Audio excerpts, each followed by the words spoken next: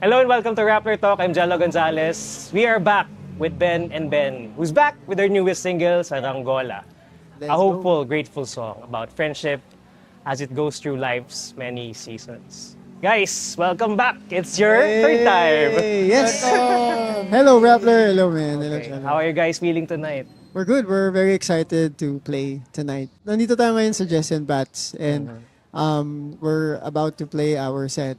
And it's been a while since we last played here. Kailan tayo last? Parang 2022, no? Pandemic. One pa yun, actually. One. Yung may lunod. Oo. 21. 21 yun? Dito sa Jess and Pats. Oo. Last time nyo. Parang Okay. merong nagtatry mag-events nung time na yun. Kasi nga, palabas pa lang ng pandemic.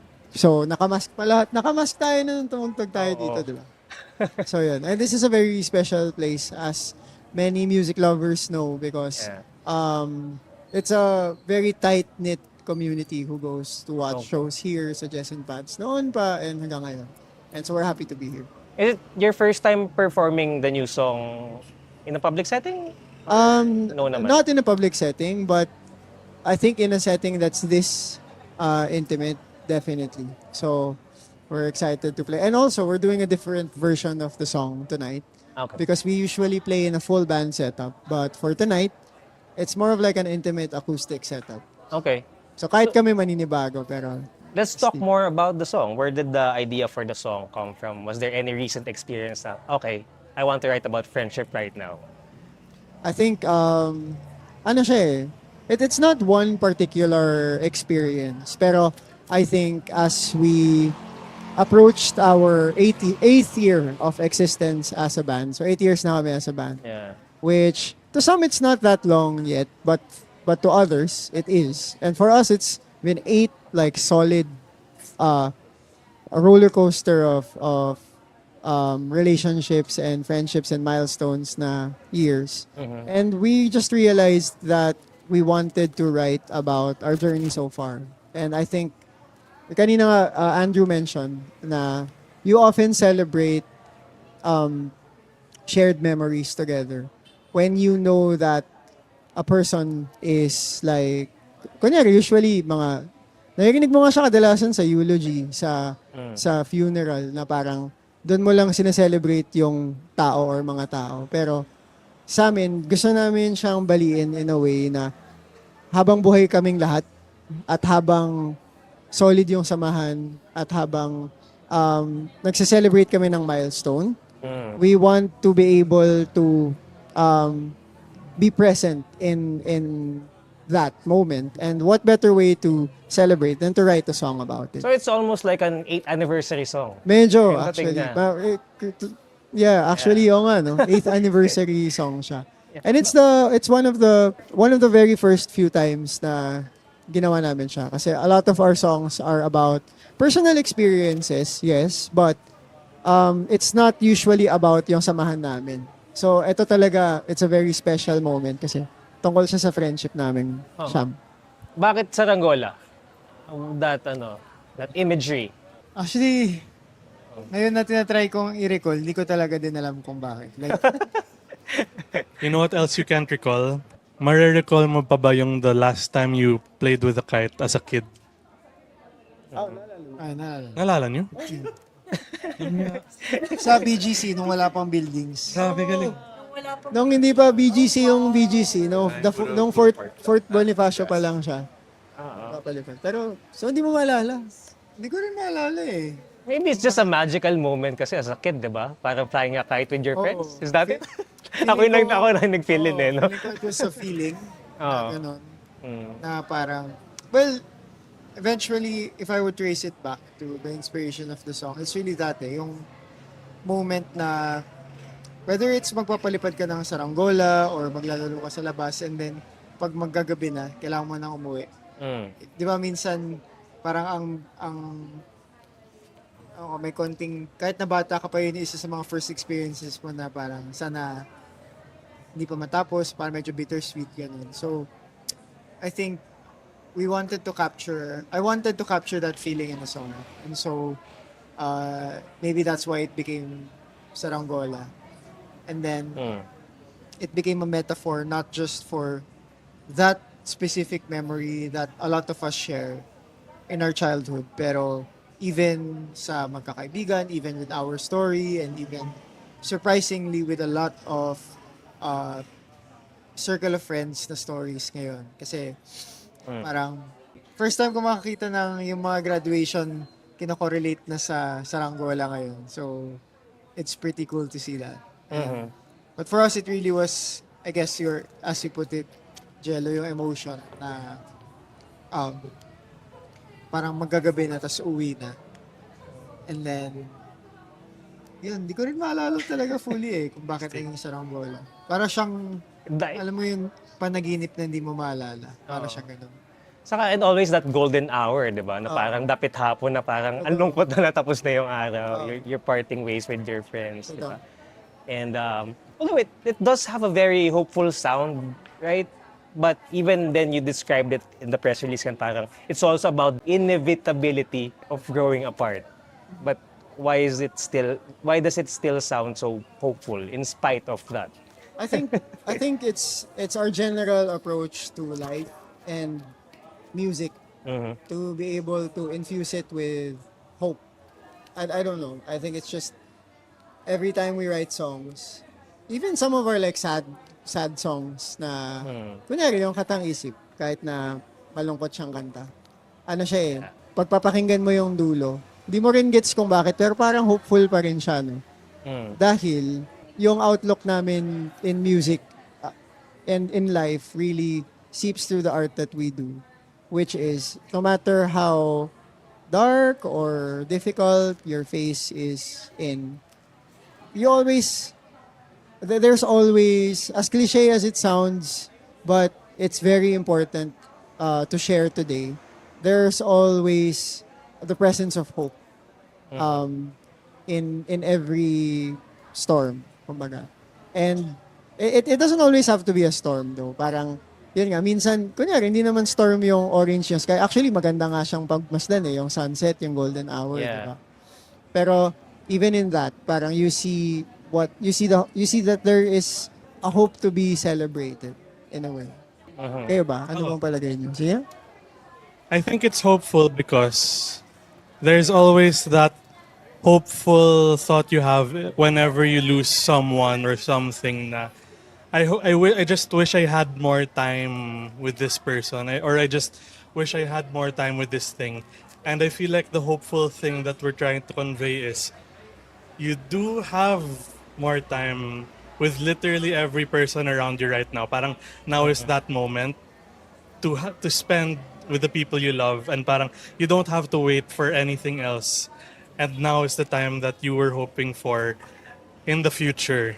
Yeah. That you wish you could have known way back then that this is the time to spend with your loved ones. Yeah, I think additional jumping on that boat, I think one of the main messages din kasi of the song is gratefulness So I think more than the realization of a chapter ending or like parang mas diin talaga sa song yung gratefulness so I think that color really brings out the hope in the song because kahit na sad siya, the gratefulness brings out the light in the darkness. Yeah. So I think that's also one of the biggest reasons na may tint of hope siya talaga.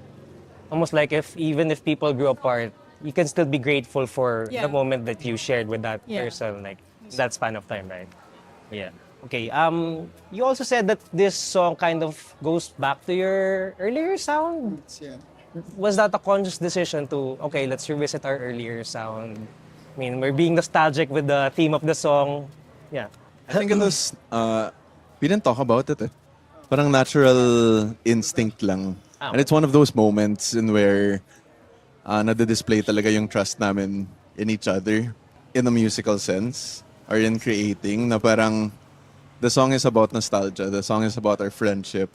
So, naturally lang lumabas yung personal interpretations of what was once, what happened, and who we are now, where we are now, and hope also of what's to come.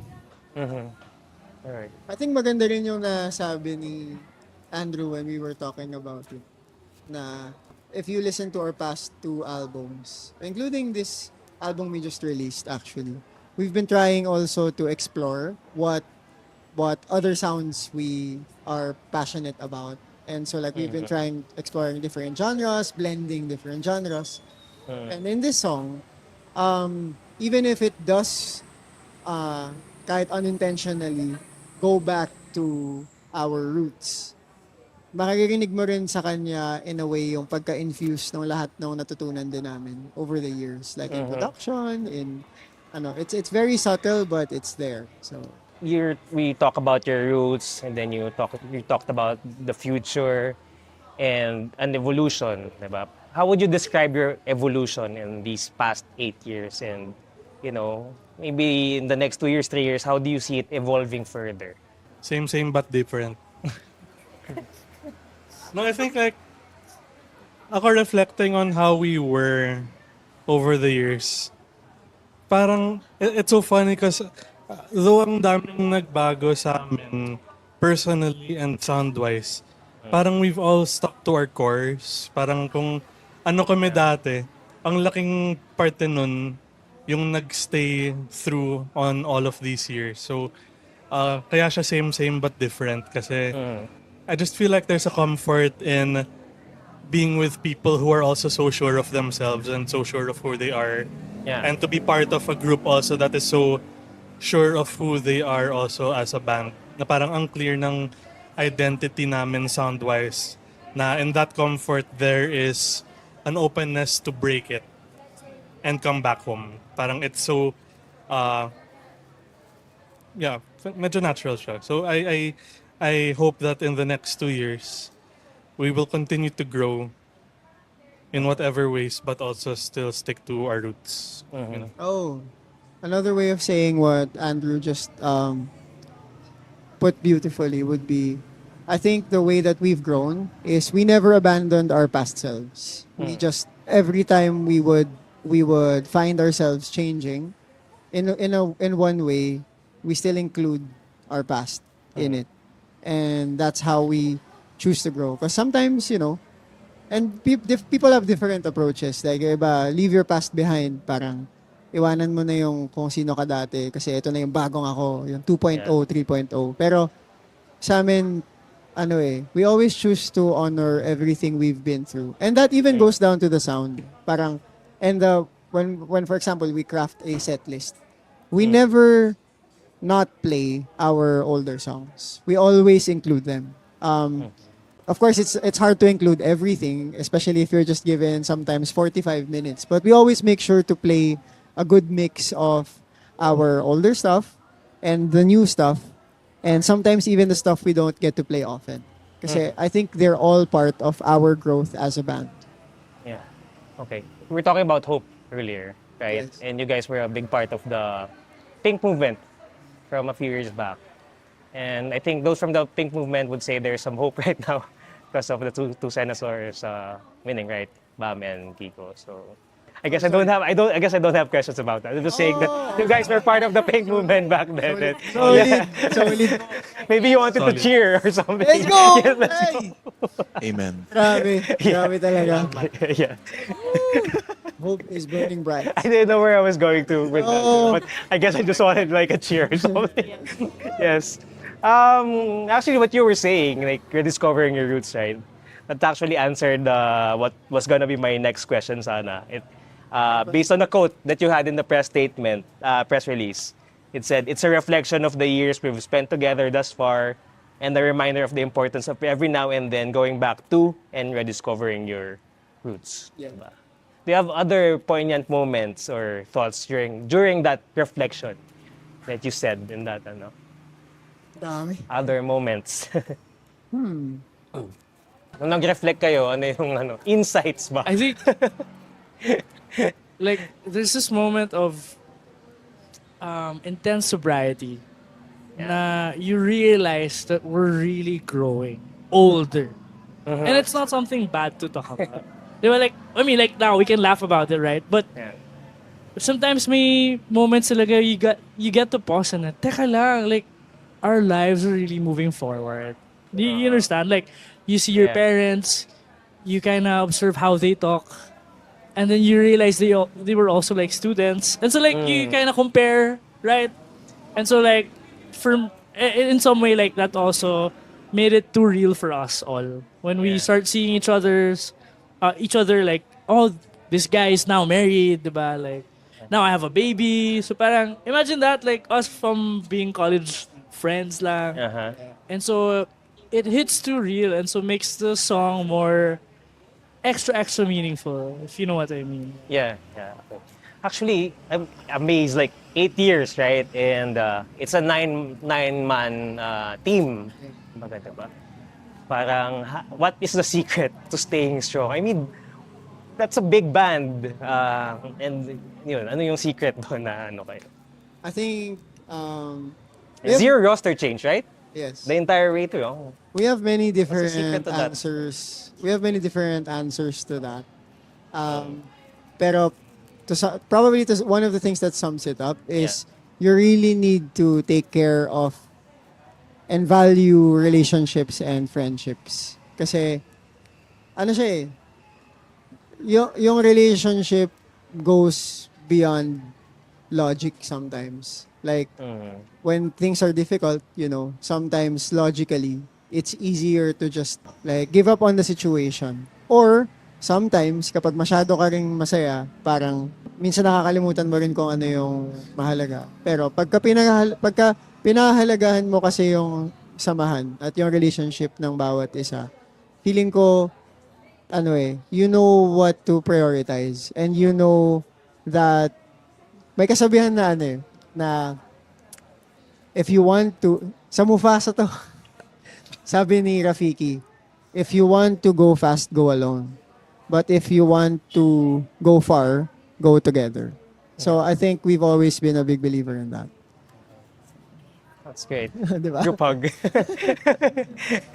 For sure, there will always be like heated moments, right? How do you, parang iron out conflict? Something na we learned how to do together is vague siya. So, expound on it. How to listen and when to speak. Yung Biglang nag-away pala yun dito. I think with learning when to listen and when to speak has a lot to do with trust, and it takes 8 years and counting to really build trust with someone. And when you trust, yung what trust looks like is always really parang keeping in your mind and your heart of hearts that even if nagkakatalo kayo or even if you have an argument going on, this person you're arguing with means well. Parang it's always that benefit of the doubt. And no matter what happens, even if you may not agree on some things, if you have that and you remind yourself that whoever you're arguing with means well naman, I just have to, we have to meet somewhere. We have to meet halfway. And like, what am I not understanding? What are you trying to say? And that's when you listen. That's when you hear. That's when you talk. That's when you communicate what you mean. Try to listen to what other people need. So trust means that. Exactly. That's how you stay. And then, sabi niya din parang secure kayo sa pagkakaibigan namin. Diba? Parang hindi niya sabi. I guess it must have been a journey also to reach that point of being really secure with Oo us. naman. Yeah.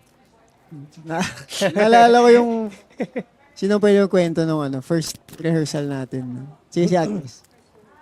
Nalaman kasi I think for at least 2 months, hindi din tayo masyadong friends eh.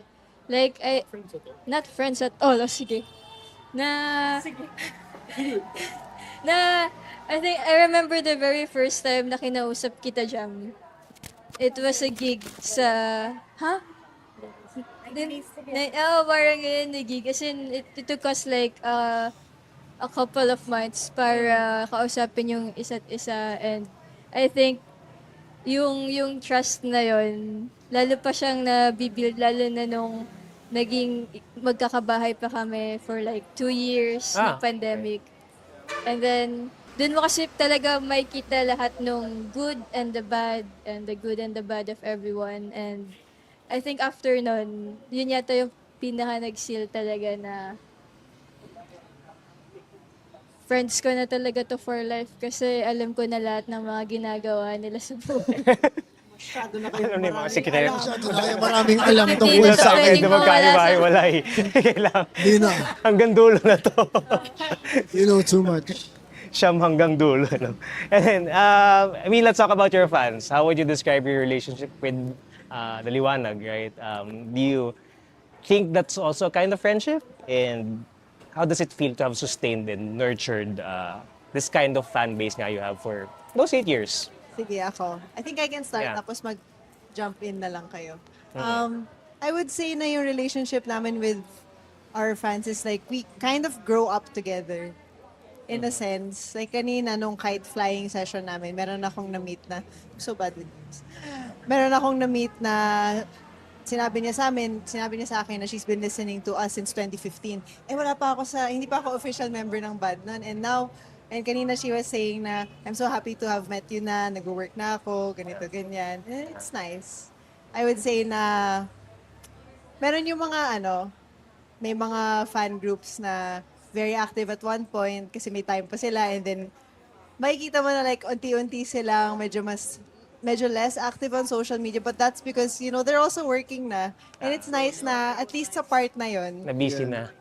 every now and then magpo-post sila showing support pa rin, and kami we're like, oh, that's nice. I mean, okay lang din naman na nag-work kaya walang time. I mean, ganun naman talaga yung buhay, and then another set of Liwanag pops up, and then super active, and then na-hype namin isa't isa, and then yun. Iba-iba rin eh. Nakakatuwang pagmasdan actually yung generations. Kasi, may ganun. Yung, you have your own life, and parang, that's something we always tell them din eh. Na parang, we appreciate that you're there, but in the times that you need to be in your life and, deal with work, with your family, parang, of course, you should be there instead of you should be here. And we're very open about that. Pero nakakatuwa rin pagmasdan na nagbabago rin yung generation. Like, may isa kaming kasama sa fan community. Pumupunta siya dun sa parang HQ namin sa Liwanag House.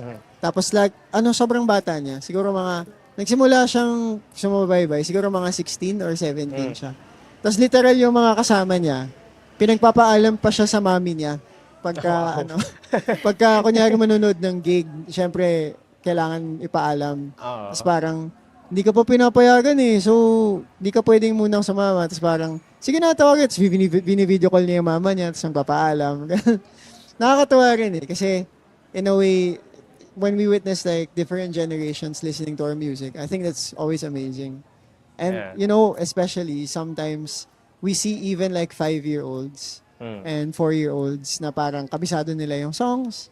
Minsan napapaisip ko, alam mo ba kung tungkol saan yung Leaves? Alam mo yun? Maintindihan na kaya nila yung All Will Be Alright in Time. Pero astig lang. It's very cool when that happens. Okay. Let's talk about your tour.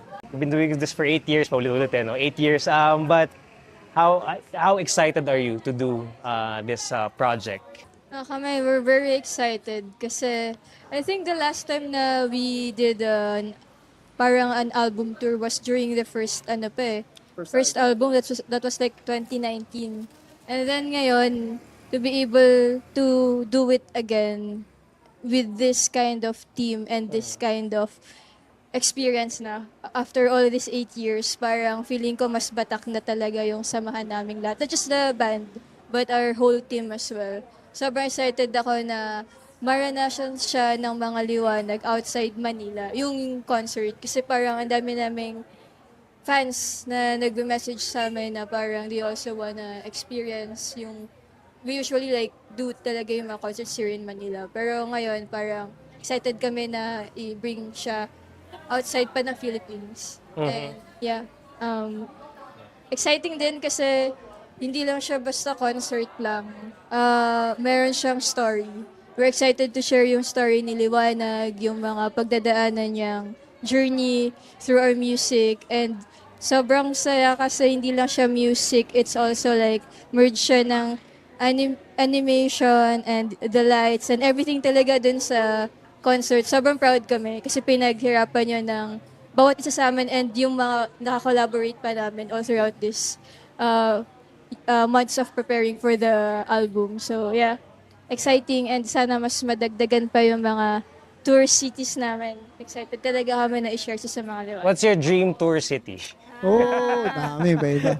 Tokyo, definitely, isa sa mga common. Tokyo. You've never played in Tokyo before? Never. Tokyo. I think, well, nakapag-London tayo. Pero hindi pa tayo nakakapag-solo show sa London. Hindi pa. Sa London, isa rin. Boracay. Boracay tsaka Palawan. Hindi, nagpalawan tayo. Wala pa, hindi pa kayo nagpalawan. Pero hindi dun sa Gusto mo El lang ba? Nido. Like sa Puerto Princesa. Okay. Tapos, ano ba? Ang dami. Shucks, ang hirap sagutin. Any Australia city. I think, Sydney. yeah. Oh, never pa kami nag-Melbourne. Masarap daw yung kape doon. Yan nga, mahilig pa naman kami sa Iwawan nila akin. doon. Yan. Iloilo din. Kasi Iloilo. Why Iloilo? masarap yung pagkain. Bakulot na tayo, so check na yan. Iloilo naman. Nice. Baguio. Malamig Baguio. dun. Wala Tsaka pa Hope sa City. tour list yung Baguio. So, But I bet you've played in Baguio before. of course, Oh, yeah, but we still dream of playing there again. Especially for this tour. Parang, yan nga itong tour kasi na to, there's so many new things about it. So, we really want to bring it to as many places as possible. Okay. Okay, last question na lang.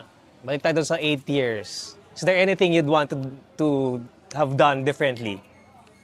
Sa 8 years na yun. Anything. Sabi dun sa lyrics, kung aking uulitin itong mahabang biyahe, sa kada yugto ng ating paglalakbay, wala akong babaguhin. So, wala. Detalye. Except,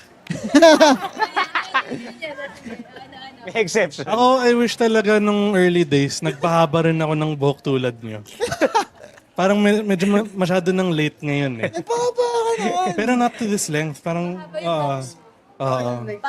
gusto ko na mas mahaba pa. Si Andrew dati kilala ko yan kasi siya yung may yung talagang emo. Emo best. Yung talagang, gumaganon pa siya.